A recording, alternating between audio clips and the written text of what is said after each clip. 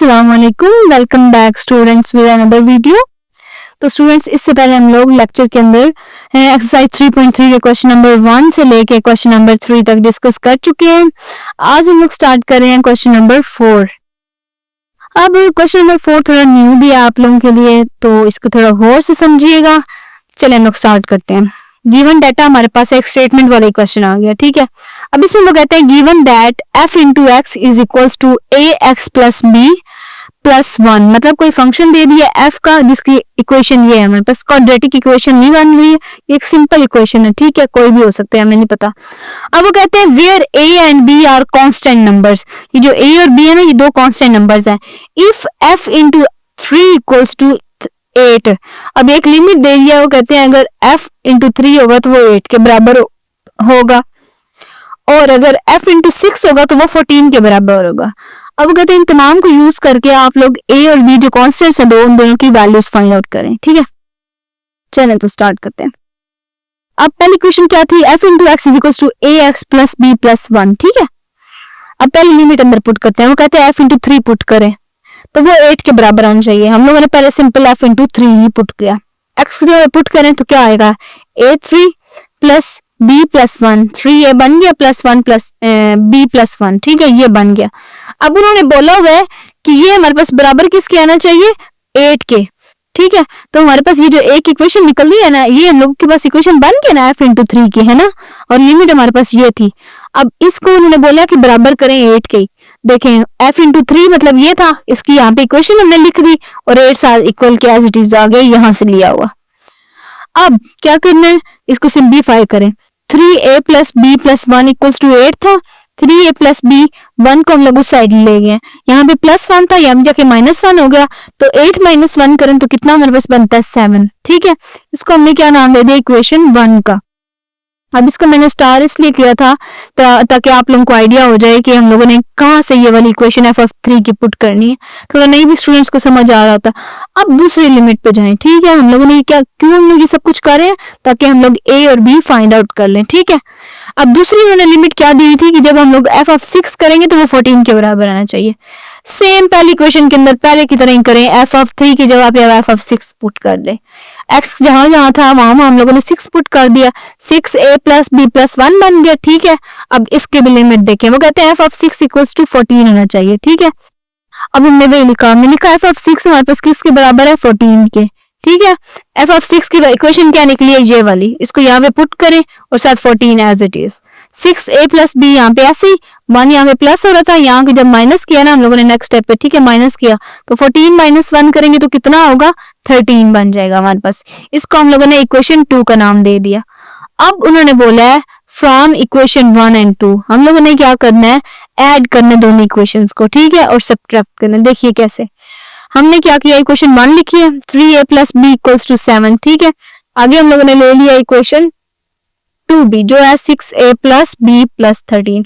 अब जब इसका एक मेथड है हमारे पास, जब भी हम लोग प्लस करने देते तो साइन चेंज करते हैं, इधर प्लस था इसको माइनस कर दे, इधर प्लस था इसको माइनस कर दे, इधर भी प्लस था इसको माइनस कर दे। अब देखिए ये प्लस और माइनस माइनस कैंसिल हो गया, मतलब b आपस में, अब यहाँ पे ये माइनस हो रहा है, ठीक है, मतलब 3 माइनस 6, 3 माइनस 6 करेंगे तो हमारे पास 3 आएगा और a एज इट इज आ जाएगा, ठीक है। अब माइनस इसलिए आएगा क्योंकि बड़ी वैल्यू के साथ था, अब ये वैसे ही कट गया। बराबर के उस साइड पे जाएं तो हमारे पास क्या होगा, 7 माइनस 13, तो माइनस 6 के बराबर आए थे क्योंकि यहाँ पे बड़ी वैल्यू के साथ माइनस था, ठीक है। अब क्या आया, सिंपली हमारे पास minus 3a equals to minus 6, minus दोनों साइड से कैंसिल हो गया, इक्वल की उस साइड से 3a प्लस इक्वल्स टू 6 आ गया। a इधर ही रहने दीजिए, 6 इधर ही रहने दीजिए, 3 इधर मल्टीप्लाई होगा तो इधर आके डिवाइड हो जाएगा, ठीक है। 3 1 जार 3, 3 2 जार 6, तो a की वैल्यू हमारे पास आ गई 2। अब हम लोगों ने किसकी वैल्यू फाइंड आउट करनी है, b की, वो कैसे करेंगे। अब उन्होंने बोला है कि जो a की वैल्यू है उसको पुट करें इक्वेशन 1 में। इक्वेशन 1 हमारे पास क्या थी, ये 3a plus b equals to 7, इस जगह पे हम लोगों ने a की जगह पे ये वाली इक्वेशन पुट कर देनी है। देखिए 3a plus b equals to 7, इधर हम लोगों ने 2 पुट किया, a की जगह पे 3 इंटू 2 आ गया प्लस b इक्वल्स टू 7, ये 6 था हमारे पास तो इधर आ गया हमारे पास, 7 माइनस 6 करेंगे तो हमारे पास 1 आएगा, तो ये हमारे पास b की वैल्यू भी निकल आई है। तो यहाँ पे हमारे दोनों कॉन्स्टेंट्स की वैल्यू निकल आई है, तो यहाँ पे हमारा पहला सवाल ये सॉल्व होता है। अब अगले सवाल की तरफ चलते हैं। क्वेश्चन नंबर 5 वो कहते हैं given that g into x equals to ax plus b plus 5। वही वहां पे जैसे f की वैल्यू दी हुई थी, एक इक्वेशन दी हुई थी, वैसे यहाँ पे g की इक्वेशन दे दी है। वो कहते हैं इसके अंदर भी हमारे पास a और b कांस्टेंट नंबर्स हैं। अब यहाँ पे लिमिट्स चेंज है उस हिसाब से जिस हिसाब से पहला सवाल था, ठीक है। वो कहते हैं if g into -1 equals to 0, g -1 अगर होगा ना यहाँ पे x की जगह पे तो वो 0 के बराबर होगा, और g इंटू 2 अगर होगा तो वो 10 के बराबर होगा। अगेन a और b दोनों की वैल्यूज फाइंड आउट करें, ठीक है। तो हम लोग क्या करेंगे, पहली क्वेश्चन लिख ली एज इट इज। अब पहली इसमें लिमिट ले, लिमिट हमारे पास कौन सी है, ये वाली g इंटू -1। अब x की जगह पे -1 पुट करते जाइए, इधर भी पुट किया इधर भी पुट किया, ठीक है। अब -1 से मल्टीप्लाई होगा तो क्या आएगा, -a plus b plus 5 as it is. इसको स्टार कर लें आप लोग भी अपनी आसानी के लिए, ताकि आप लोगों को समझ आए, क्योंकि इसमें डिफरेंट इक्वेशंस बन रही हैं तो इजी रहता है, हम लोग जितना उसको अच्छे से प्रॉपरली रिकॉग्नाइज करेंगे। अब उन्होंने क्या बोला है कि ये तो आ गया हमारे पास g इंटू -1, ठीक है। लिमिट क्या दी थी कि जो g इंटू -1 की इक्वेशन होगी वो बराबर होगी 0 की, ठीक है। आप लोग यहाँ पे लिख भी लें g into -1 equals to 0। g into -1 की यहाँ पे वैल्यू हमने पुट की ये वाली, ठीक है, और 0 साथ ऐसे ही आ गया। अब -a plus b plus 5 equals to 0 था, -a प्लस b इधर ही आ गया, लेकिन हम लोग ये जो वैल्यू थी हम लोग इसको उस साइड पे लेके चले गए जो वेरिएबल था साथ, ठीक है। ये इधर +5 था, इधर जाके -5 हो गया। इसको हमने इक्वेशन 1 का नाम दे दिया। अब अगेन फर्स्ट वाली से ही हम लोगों ने दूसरी लिमिट ले ली, वो हमारे पास क्या थी, g इंटू 2 इक्वल्स टू 10। वही ले, अब x जगह पे 2 पुट करें, a into 2 plus b plus 5 आ गया, 2a आ गया प्लस b प्लस 5, ठीक है। अब किसके बराबर थी, इन्होंने बोला है 10 के बराबर आना चाहिए। फिर हम लोगों ने वही 10 पुट कर दिया, मतलब g इंटू 2 इक्वल्स टू 10। यहाँ पे g इंटू 2 की ये वाली इक्वेशन पुट कर दी, और आगे 10 हमारे पास as it is. 2a plus b plus 5 था, तो ये 5 को हम लोग उस साइड पे ले गए, तो 5 माइनस ये 10 इधर प्लस था, इधर जाके माइनस हो गया, ठीक है। तो ये 5 के बराबर आ गया, 2a प्लस b हमारे पास इक्वल्स टू 5, ठीक है। इसको हमने इक्वेशन 2 का नाम दे दिया। आगे अगेन देखिए सेम मेथड अप्लाई हुआ है, कोई चेंज नहीं है। क्वेश्चन को गौर से करेंगे तो अगले सारे की आपको सही समझ आ जाएगी। अगेन आप लोगों ने इसको ऐड कर लेना है, -a plus b is equal to -5 पहली इक्वेशन लिखी, फिर दूसरी भी लिख ली। दूसरी हमारे पास क्या थी, 2a plus b equals to 5। ये प्लस थी, ये माइनस होगी, ये भी प्लस थी माइनस होगी, साइन चेंज होगी, प्लस थी माइनस होगी, माइनस माइनस प्लस, तो ये क्या आ गया, एक ए था, एक ये, दो ए ये है, तो ये 3 ए बन गए। तो लेकिन जो बड़ी वैल्यू के साथ वो माइनस ही था, तो हम लोगों ने बड़ा साइन वही लगाया, -3a, और ये अगेन कैंसिल हो गया क्योंकि प्लस और माइनस था। और आगे इक्वल की साइड पे देखें तो माइनस माइनस प्लस हो जाता है, 5 और 5 कितने होंगे 10, लेकिन जो ऑब्वियसली कॉमन था साइन वो क्या था माइनस, तो माइनस लगा लिया, ठीक है। अब नेक्स्ट आप लोग देखिए ये मेरे पास आया है, ठीक है। अब वही इक्वल की उस साइड में दोनों साइडों में माइनस था तो कैंसिल हो गया। अब ये a इधर ही रहने दीजिए, 3 इधर मल्टीप्लाई हो रहा है, इधर जाकर डिवाइड कर दीजिए। डिवाइड करेंगे तो हमारे पास इसमें कुछ भी आपस में वो नहीं आ रहा कि कोई कटिंग शटिंग हो जाए, कुछ मल्टीप्लाई डिवाइड हो जाए, नथिंग। तो हम लोग इसका आंसर यही रखेंगे। नेक्स्ट वो कहते हैं अगेन इस a को इक्वेशन 1 में पुट करें। जो पीछे आप देखिए इक्वेशन 1 होगी वो थी हमारे पास -a plus b equals to -5। अब इसमें पुट करें a की जगह पे, हमारे पास माइनस एज इट इज वैसे ही था, तो 10/3 पुट कर दिया, प्लस b इक्वल्स टू -5, ठीक है।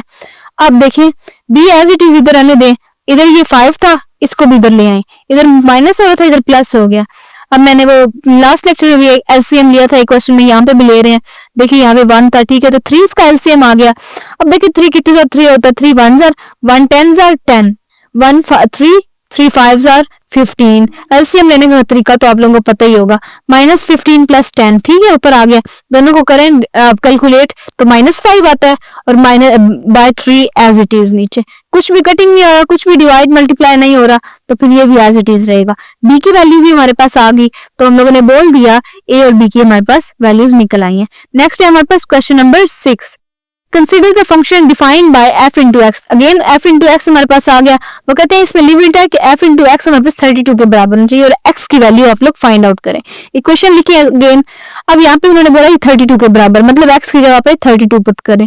अब f ऑफ x की जगह पे पुट करना है, मतलब f ऑफ x ये था हमारे पास। अब उसमें हम लोग x की जगह पे पुट करते थे, लेकिन यहाँ पे उन्होंने बोल दिया f ऑफ x की जगह पे, ये इक्वेशन थी, इस जगह पे पुट कर दे, इस पूरे पे।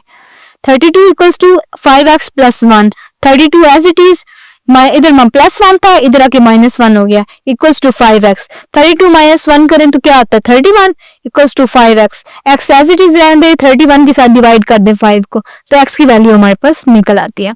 तो यहीं पे हमारा क्वेश्चन नंबर 6 भी खत्म होता है। आगे चलते हैं हम लोग क्वेश्चन नंबर 7 की तरफ।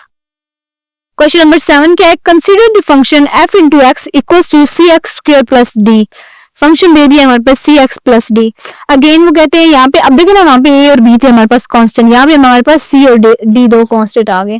ठीक है, वो कहते हैं ये जो कांस्टेंट्स होते हैं ये तो है हमारे पास। आगे वो कहते हैं if f into 1 equals to 6, मतलब अगर हम लोग x की जगह पे 1 पुट करेंगे तो वो 6 के बराबर इस इक्वेशन को लिखना है आपने, और f इंटू -2 जो है उसको 10 के बराबर, मतलब जब दोबारा आप लोग उसी सेम इक्वेशन के अंदर x की जगह पे -2 पुट करेंगे तो उस इक्वेशन को आप लोग 10 के बराबर करेंगे। तो इसमें वैल्यू फाइंड आउट करेंगे आप लोग c और d। देखिए सवाल, इक्वेशन हम लोगों ने लिख ली, f(1) भी, लिमिट भी हम लोगों ने दोनों लिख ली है। अब इसको सॉल्व करते हैं वही इक्वेशन दोबारा। अब पहले लिमिट इसको पुट करते हैं, f इंटू 1 चले पुट कर लेते हैं, f इंटू 1 x की जगह पे पुट करें, आ गया। अब देखिए 1 का स्क्वायर 1 ही होता है, तो वो 1 मल्टीप्लाई हो तो सेम वैल्यू ही आती है, तो c प्लस डी बन गया। ठीक है, अब किसके लिए, ये बराबर किसके होने चाहिए हमारे पास 6 के बराबर कर दिया और इक्वेशन 1 का नाम दे दिया।